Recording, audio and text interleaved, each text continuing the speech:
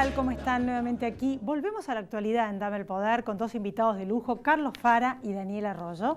Vamos a hablar de cara a las elecciones de octubre, cómo están posicionados los candidatos, cuál es el impacto de la desaparición, que ahora vamos a hablar del tema, de Santiago Maldonado, y qué va a pasar con el Partido Justicialista, también con respecto a esto de que le dijeron no a Cristina Fernández de Kirchner, los otros candidatos peronistas de pura cepa, para ir juntos en un frente común. Y también esos temas de análisis político tan interesantes con Carlos Fara, analista político, y Daniel Arroyo nos va a hablar, que es candidato a diputado por un país, del tema de la pobreza y cómo estamos viendo en estos días esta violencia en ascenso, esta espiral de violencia, estos reclamos que parecen no tener fin y cómo se sale de esto tan difícil que lleva tantos años en un país tan rico. Brevemente les quiero hacer un comentario de la actualidad, donde, tal como les dije, el tema de Santiago Maldonado no me voy a extender porque creo que está todo el mundo hablando y hay mucho para decir, para escribir un libro. Sí que como una simple ciudadana, y creo que todos lo que debemos pedir es que se haga justicia, que es simplemente y tan sencillamente y tan profundo dar a cada uno lo suyo. Fue una de las definiciones más perfectas que aprendí alguna vez en la facultad. Y ese camino es independiente del poder político. Justamente la independencia, una nota excelente de Hugo Alconada Mon, con el juez que llevó a cabo el Manipulite en Italia hace ya varias décadas, esa charla que vino a dar junto a Sergio Moro, el que está llevando el caso de investigación de corrupción en Brasil, y esas palabras de ese juez italiano que decía eso, que la gente tiene que pedir justicia y aún hasta quizás marchar o lo que fuere para que sea independiente del poder político de turno y para que siempre se haga justicia aún con los más poderosos, no importa, pase lo que pase y caiga quien caiga, pero justicia. Y realmente creo que este caso se ha politizado, la política se metió la cola y la verdad es que en general la opinión de la mayoría, con los que puedo hablar de todas las clases sociales y de toda la gente, porque tengo por costumbre hablar con todo el mundo, es eso, se metió la política, que es lo que no debe pasar, porque queremos que aparezca y que aparezca con vida y que sea la justicia la que defina qué pasó, cómo y cuándo. El otro tema que les quiero comentar, es ya más de la actualidad nacional, tiene que ver brevemente con lo que va a pasar en el país a partir de las inundaciones. Vemos las inundaciones, estábamos todos viendo Irma en Estados Unidos, pero la verdad es que acá hay 10 millones de hectáreas bajo el agua, uno va por la Ruta 2, tengo la oportunidad de viajar mucho al interior y está todo inundado. Campos de tierra fértil, se van a perder miles de millones de dólares, es uno de nuestros sustentos, van a bajar los rindes, no se puede cosechar ya los cultivos, va a bajar la cantidad del área sembrada de trigo, porque nosotros sembramos también trigo, y vendemos trigo, y va a disminuir el área sembrada porque no hicieron a tiempo, está todo inundado, más allá de la baja de los rindes de lo que ya está sembrado y no se pudo cosechar, como el maíz o la soja en distintas zonas. Obras que hacen falta, el agua que llegó para quedarse, efectos devastadores que hemos hablado en más de un programa por el cambio climático, pero también no solo por la falta de obras, sino porque hay que rotar los cultivos y muchas últimas técnicas y demás pudieron haber afectado en contra también. Pero bueno, de eso no vamos a hablar el día de hoy, pero sí tenemos que ir siguiéndolo de cerca y pedir y estas obras que están en marcha y muchas más, porque eso va a ser fundamental para los tiempos que se vienen. Vamos a hablar con los dos invitados de los temas que les dije al principio del programa, con Carlos Fara y Daniel Arroyo, después de la pausa.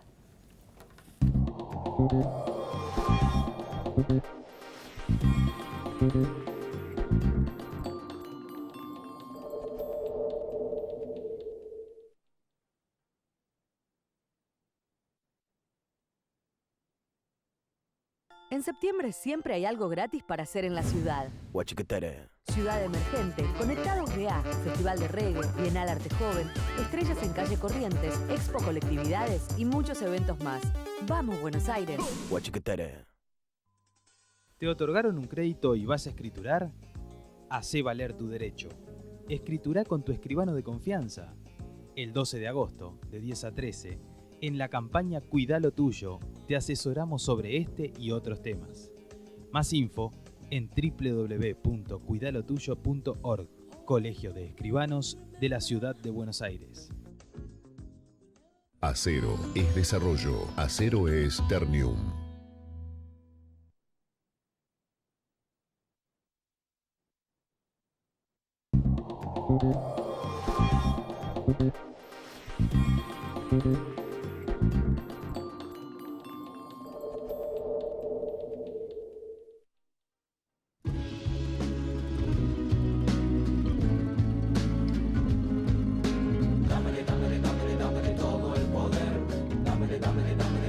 Estamos con Daniel Arroyo. Gracias por venir, Daniel. Un gran gusto. Quien fue ministro de Desarrollo Social en la provincia de Buenos Aires y viceministro de la Nación y actualmente es candidato a diputado de Un País con Sergio Massa. Experto, aparte de profesión, de la práctica que has tenido. Hay un tema que me interesa mucho, que va a empezar a dar que hablar, que tiene que ver con, en la justicia, una jueza había dado lugar a una medida cautelar presentada por la asociación REDI para que todas las pensiones no contributivas, que causó tanto revuelo ese tema, sean otorgadas en todo el país y se devuelvan de nuevo a todo el mundo. El gobierno apeló esta medida, esta jueza resolvió, en realidad está como suspendida, suspensión de efectos en suspenso, diríamos, y no va, ahora apeló y hasta va a ir a Cámara, hasta que no se resuelva esta cuestión. Entonces quedó ahí.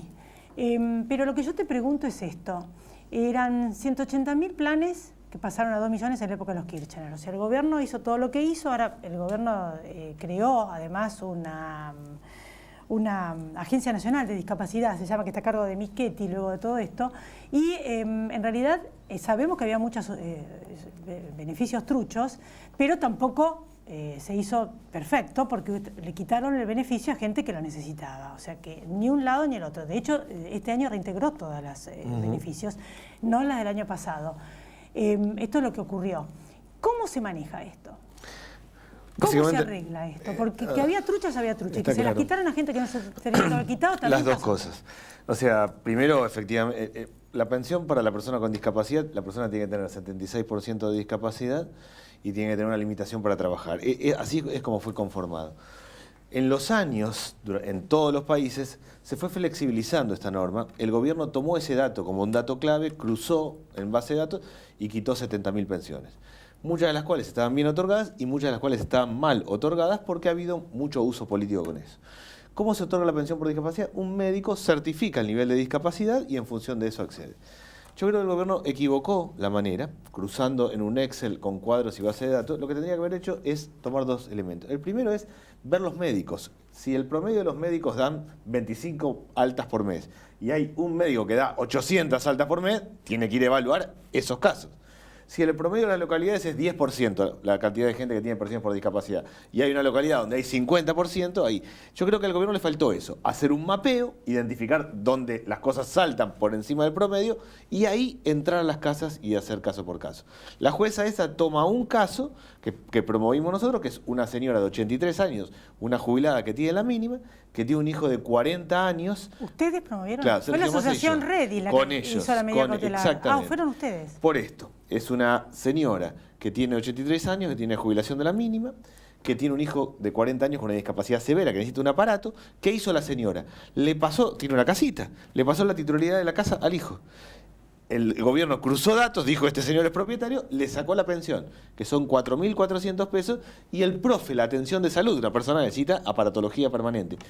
Lo que hay que hacer es eso. Yo creo que está claro que hay casos que están mal hechos, que no se puede reponer todo, sacar todo así a lo bestia.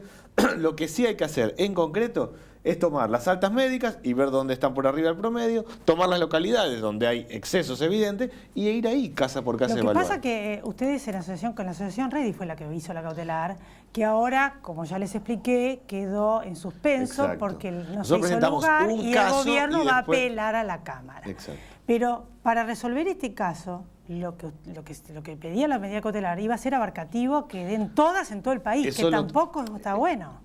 O sea, yo creo... No es un punto interno, no es la lógica, no es lo razonable. No, lo razonable es esto. Porque las truchas iban a estar incluidas ahí. Es que lo razonable es volver atrás, porque el gobierno cruzó no sobre truchas o no truchas, sino sobre si tenía propiedad o no, sobre condiciones que son absurdas, porque gran parte de la gente que tiene hijos con discapacidad le pasa la propiedad al hijo por las dudas que le pase algo para que tenga dónde sostenerse. O sea, sobre cruzó todo con un mal criterio.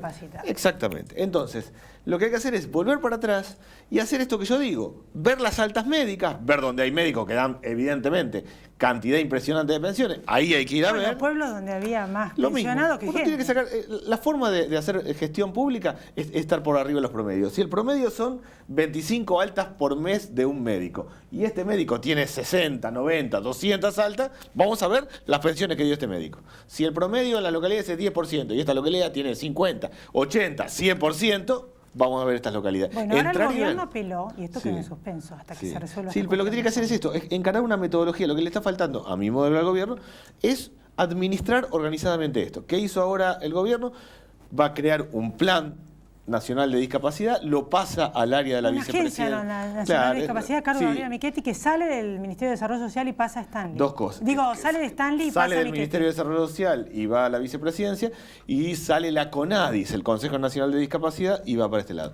A mí no me parece mal, me parece bien que haya un plan integral y una agencia. Sí creo una cosa, las pensiones tienen mucho circuito administrativo, tienen mucha carga, tienen todo un elemento que espero que la vicepresidencia lo pueda tomar rápido. O sea, lo que no se puede es cortar el proceso. Es un tema más mi duda es más administrativa y operativa de cómo hacer para no cortar, porque son altas permanentes que se Ahora, van las de dando. este año las habían devuelto después del revuelo que se armó. Sí, yo creo, a mí me parece que el gobierno va y viene y lo que está faltando es un método. Esto que yo estoy proponiendo es un método, así con otras cuestiones. Ahora, ya cambiando de tema, vemos que lo que no entiende la gente, sencillito, ¿cómo se sale de esto? Que yo te lo pregunté varias veces. Vemos que le dieron 30.000 millones a Emilio Pérsico, a agrupaciones necesitadas, por cierto, y siguen en la calle, siguen las cortes. Sí, por cualquier cosa es lío, es guerra, para el plan de emergencia alimentaria, todo violencia. O sea, ¿cómo se arregla? Es muy difícil de solucionar. Sí. Porque nos quitó todos los planes sociales y vemos todo esto todo el tiempo, ahí lo estamos viendo en No, pantalla. el gobierno extendió los planes sociales. Hay más planes sociales ahora que lo que había en el 2015 porque extendió la asignación universal por hijo y por la ley de emergencia. La ley de emergencia social generó mucha tensión, hubo muchas movilizaciones, se aprobó a fin de año, el gobierno no la ponía en marcha, en abril con muchas movilizaciones la pone en marcha. Llega ahora, después de las elecciones, a decir, hasta acá llegamos, no vamos a gastar los 30.000 millones, se reúne con las organizaciones dicen, bueno, entonces vamos a ir a los supermercados a reclamar, vuelven a convocarlo y dicen, ahora sí lo vamos a hacer. Lo primero, objetivo es que no se puede hacer política social así tensionando todo el tiempo, hay que tener un método, hay que tener un programa. La forma de ir saliendo de esto es que haya trabajo. Y para que haya trabajo tenemos que hacer dos cosas, a mi modo de ver. Uno es mucha obra pública de pico y pala, vereda, cordón cuneta, núcleos húmedos, vivienda social, mucha mano de obra intensiva trabajando, que no es el tipo de obra pública que está encarando el gobierno, donde sí es evidente que hay más obra pública. Y la otra es resolver el tema del crédito, porque gran parte de la gente que tiene planes sociales es gasista, es plomero, es la señora de coser ropa en la casa y le falta una máquina de coser, le falta una sierra circular para trabajar. Si armamos un sistema de crédito no bancario, van a tener las máquinas para trabajar. Haciendo estos dos mecanismos, vamos a ir pasando planes sociales al trabajo. Creo yo que eso es lo que hay que hacer. Bueno, la otra vez hablamos del tema y sería bueno reiterarlo, que yo te consulté que Vox Populi, de la gente que sí trabaja, aún gente muy humilde con la que hablo mucho y sobre todo en el interior, te dicen por qué cobran sin trabajar, porque se perdió la cultura de trabajo, porque no trabajan, que ahí es donde está la guerra, de pobre contra pobre, y es en el único lugar donde yo abro de la grieta, porque la otra es intelectual. Correcto. Entonces, estaría mal que muchas veces te dicen por qué para cambio del plan no les hacen arreglar un cordón, o si no tiene educación ni nada, por lo menos pintar, cualquiera puede agarrar una brocha y pintar, o cortar el pasto en la ruta 2. Yo Que creo. a veces están así.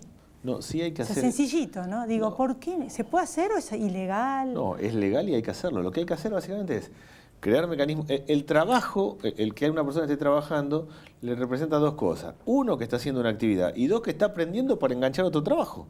El mecanismo del plan siempre tiene que ser una transición hacia el tema del empleo. Si se arma una cooperativa y están haciendo desmalezamiento, o están haciendo arreglo, o están haciendo algo de construcción, la persona además va aprendiendo construcción y están haciendo una obra a la vuelta y va y se engancha como trabaja y empieza a salirse. Ese es el mecanismo. Para eso lo que hay que hacer es organizar, por un lado, y por otro lado, sobre todo, definir qué cadenas productivas. ¿De qué trabaja la gente que tiene planes sociales? Construcción, textil, comercio, metal mecánico, turismo. Son en esos sectores. Hay que concentrarse en esos sectores. Yo creo que, de vuelta, a mí modestamente, me parece que si el gobierno tuviera un plan orientado a estas cadenas productivas, ver cómo se insertan las cooperativas, cómo se da crédito para estas cadenas productivas, cómo se da microemprendimiento para empezar a arrancar, empezaríamos a empezar a cambiar. Hay que poner mucho el acento de esto. Esto no se acomoda solo, no es por derrame de la economía, es concentrar al 40% que está fuera de todo y empezar a encaminar a estos cadenas. ¿De dónde salen los fondos? Están los fondos. Hoy no es un problema de fondos. La política social son 200.000 millones de pesos este año 2017. Para el año que viene, el propio gobierno está estableciendo un monto mucho más significativo. No hay un problema de fondos hoy, hay un problema de orientación, de organizar, de poder definir qué líneas productivas. ¿Qué creo yo? Si la economía crece en base a soja, minería, sector financiero y no esto, corremos el riesgo de que crezca la economía y que crezca la pobreza porque este mundo nos está moviendo. Ahí es donde hay que trabajar. ¿Eso es lo que vas a proyectar en el Congreso? Sí, yo en el Congreso la primera ley que quiero poner es el tema del crédito no bancario, el sistema de crédito para máquinas y herramientas. Bueno, gracias, Daniel. Un gusto. Un gusto. Gracias. Después de la pausa, el análisis político con Carlos Fara. Ya volvemos, no se vayan.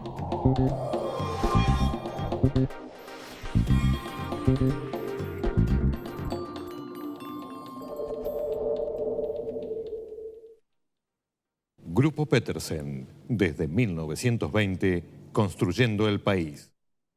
Si la vas a hacer, hacela bien. Hacela con tu 100%. Si la vas a hacer, hacela bien.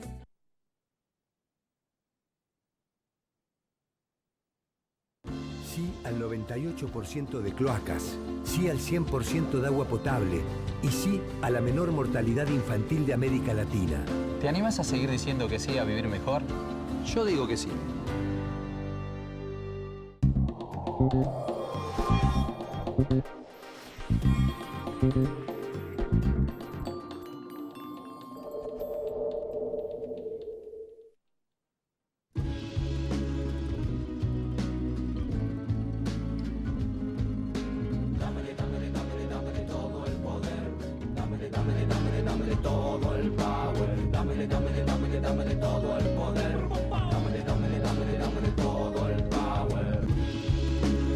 Aquí estamos, seguimos en Dame el Poder. Gracias, Carlos, por venir, Carlos Fara. Un placer enorme. Bueno, ¿cuál es el impacto en la opinión pública, tu prestigiosa consultora, si hicieron algún estudio con respecto a este drama de que no aparece Santiago? Mira, en realidad hasta ahora tiene un impacto muy bajo, ¿no? Obviamente un conocimiento muy alto porque el tema, digamos, está tal cual vos lo decías, digamos, reiteradamente en los medios y con algunas novedades mediáticas casi cotidianas. Pero obviamente, digamos, todavía estamos en veremos respecto de cuál es la hipótesis, digamos, parece ser que se está enfilando más hacia el tema exceso de gendarmes, pero bueno, habrá que verlo. Y en la medida que la gente no tiene alguna precisión concreta sobre qué pasó, digamos, el efecto electoral, te diría que por ahora es prácticamente nulo, ¿no? Electoral. Sí, es claro, digo, porque el tema, la pregunta que todo el mundo se hace es, bueno, ¿esto es un problema para el gobierno? Sí, es un problema para el gobierno porque es el que conduce el Estado. ¿Esto le está trayendo costos electorales? La verdad es que no, digo, porque nadie piensa, digamos, que ni Macri ni la ministra, digamos, dieron una orden específicamente contra Maldonado, que seguramente no sabían quién era, y si hubiera, digamos, alguna responsabilidad política, tampoco es tan fácil que un votante de Cambiemos cambie su voto, mucho menos hacia Cristina, sencillamente porque haya habido un error en el caso Maldonado. En realidad, la percepción que yo tengo es que, más allá del camino de la justicia, que es lo que dije en la editorial, es una obviedad, lo que digo. Está politizado. Sí, obviamente que sí. Que de arriba, que de abajo, que de izquierda, de derecha, como poniéndole... O sea, ¿me parece a mí? Sí, ¿o? sí. No es así. Y además, reconozcamos que desde el punto de vista, digamos, de las condiciones del caso, tiene todos los condimentos para que se convierta, digamos, en una cosa politizada, ¿no? Digo, porque era un artesano, pueblos originarios, eventual represión, digamos, de gendarmería, reclamos ancestrales, un desaparecido en democracia, aunque por ahora parece que no es una desaparición forzada. En fin, tiene todos los condimentos, vamos a decir así, digo, si me permitís, de la novela para ser politizada, ¿no? Cosa que es dramático, porque sí, en realidad, absolutamente, claro que tendría sí. que el camino ser solamente la justicia. Totalmente que sí. De cara a las elecciones, y que esperemos que aparezca, ¿no?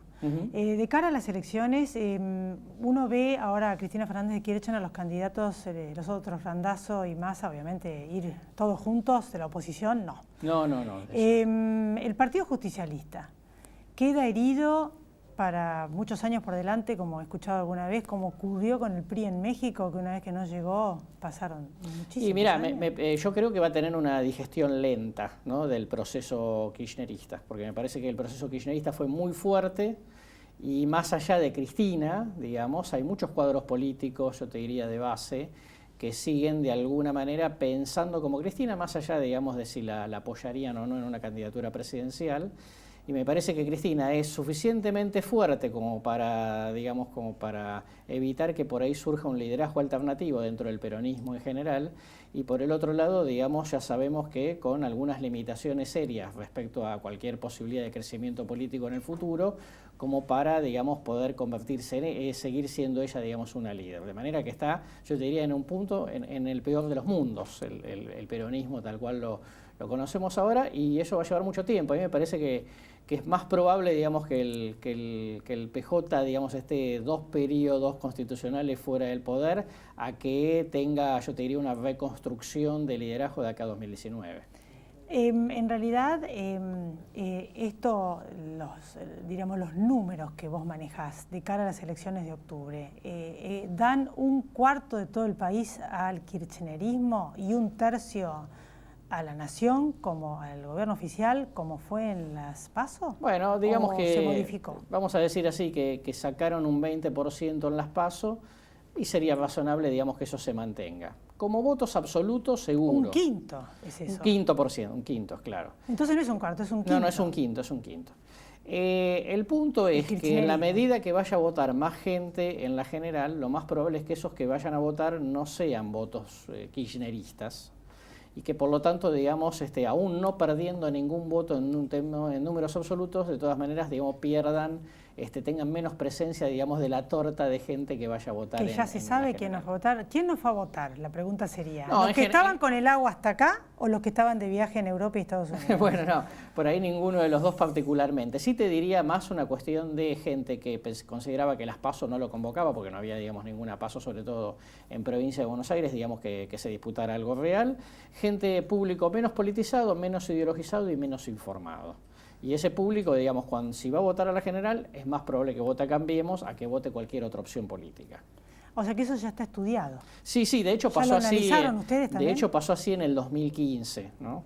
En el sentido de que a nivel nacional, entre las PASO y la general, hubo 2.800.000 personas más que fueron a votar, que es una barbaridad, son casi 7, 8 puntos, ¿no?, de crecimiento. Y por el otro lado, el hecho de que no es que Scioli perdió votos, solamente que conservó los que tenía, ganó algunos, pero de los que fueron a votar, sobre todo fueron a votar Cambiemos, y en menor opción, digamos, a Massa en el 2015, y por eso salió ese famoso 37-34-21, ¿no? De acuerdo a lo que estás diciendo, entonces vos pensás que va a tener más votos el oficialismo en las elecciones generales de Sí, octubre. yo creo que en general sí. ¿Va a ganar, pensás vos, diríamos? Sí, yo creo que va a ganar, provincia de Buenos Aires particularmente, digamos, hay un incentivo fuerte, que es el temor, digamos, a Cristina, ¿no?, que Cristina gane la elección, digamos, y el gobierno de alguna manera se vea comprometido políticamente. Me parece que buena parte de la gente que va a ir a votar en octubre y que no votó en agosto es más proclive a votar a Cambiemos, y número más, número menos, digamos, eso le va a permitir al gobierno, yo te diría, consolidar un triunfo inclusive un poco más holgado que el que tuvo en las PASO. ¿Qué podemos esperar de este gobierno? Hay algunos analistas políticos que dicen el legado que va a quedar son obras, o sea, como que bueno, esperemos, o sea, no esperemos 20 cosas de un gobierno, esperemos una, esperemos esa. ¿Qué pensás vos que puede quedar de este gobierno? ¿1 o 2 periodos? No sé. Es correcto, digamos, pensar que en general los gobiernos legan una cantidad de cosas. Por Uno caracteriza a algún gobierno por algo. Totalmente así. Bueno y malo. Totalmente, claro, por supuesto, pero es así, digamos, por lo menos seguro lo que queda en la cabeza de la gente, ¿no? No sé si obras va a ser, digamos, más allá de que tiene un plan de infraestructura ambicioso. A mí me da como la impresión de que obras puede hacer cualquier gobierno. Obviamente, este gobierno eventualmente, digamos, podrá hacer más, eso habrá que verlo. Pero a mí me parece que hay algunas cosas que van a pegar muy fuerte en la conciencia de la gente. A mí me parece que el gobierno, por ejemplo, está muy bien evaluado en el tema de lucha contra el narcotráfico. Y todos sabemos, digamos, que es un problema complicado y de largo plazo.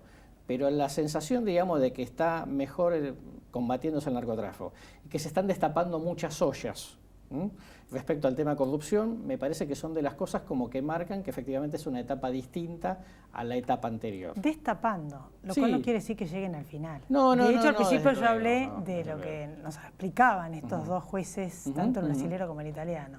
Estamos a mitad de camino y lo que todo el mundo te pide en la calle es que devuelvan la plata, Claro, lógico. que vaya alguien más preso, y eso no está ocurriendo. No, eso es un proceso, va a ser un proceso largo.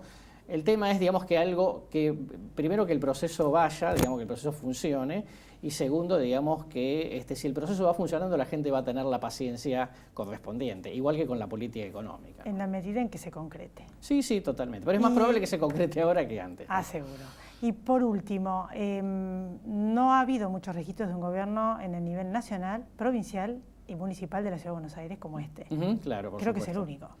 Bueno, cuando teníamos... ¿Cuál es el riesgo del unicato? Cuando Las dos cosas. cuando teníamos, cuando no se había elección de jefe de gobierno en la Ciudad de Buenos Aires, y el intendente, digamos, lo ponía el presidente, digamos, durante la época de Menem también tuvimos, ¿no? De los Sí, tres peronistas. tuvimos ¿Cuál es el tres riesgo? No sé gobiernos si en el un solo unicato. nivel ¿Cuál es el político. riesgo de un gobierno más fuerte? Si llegaran a ganar 2, 3 periodos, porque es mucho poder. Sí, totalmente. Para eso, digamos, la Constitución fija una sola reelección inmediata, ¿no? De manera que por lo menos tiene que haber cambio de figuras y dar eventualmente posibilidades. Bueno, en ese caso podría ser como otro peronismo durante 70 años. Habrá que verlo, digo, porque también es cierto que aun cuando el gobierno termine yendo bien en la elección de octubre, no va a tener mayoría en ninguna de las dos cámaras. Claro. Y aun si le fuese bien en el 2019, tampoco tendría control de las dos cámaras. Siempre tendría el Senado complicado. Y tener que negociar. Y eso me parece que es bueno desde el punto de vista de la democracia. Le falta una pata, porque hay un solo partido. Siempre fueron dos. Si llega a debilitarse PJ. ¿Y eso cómo se arregla? Es un daño a la República. Y vamos a necesitar un tiempo, vamos a tener que tenerle paciencia, digamos, a que la otra pata, digamos, se ordene en algún momento, ¿no? Puede ser otra parte judicial. Sí, por supuesto, claro, por supuesto que O sea, sí. es un momento de oportunidades. Es un momento de oportunidades, sin duda. ¿No? Sí, por supuesto que bueno, sí. en otro programa seguimos hablando de los Con temas mucho que hablamos gusto. siempre con tanto gusto, aparte de estos y después de las elecciones, quizás. Dale, con mucho gusto. Gracias, Carlos. No, por favor, un placer. Nosotros nos volvemos a encontrar la semana que viene aquí en Dame el Poder, y a todos ustedes gracias por haber estado ahí. Chao.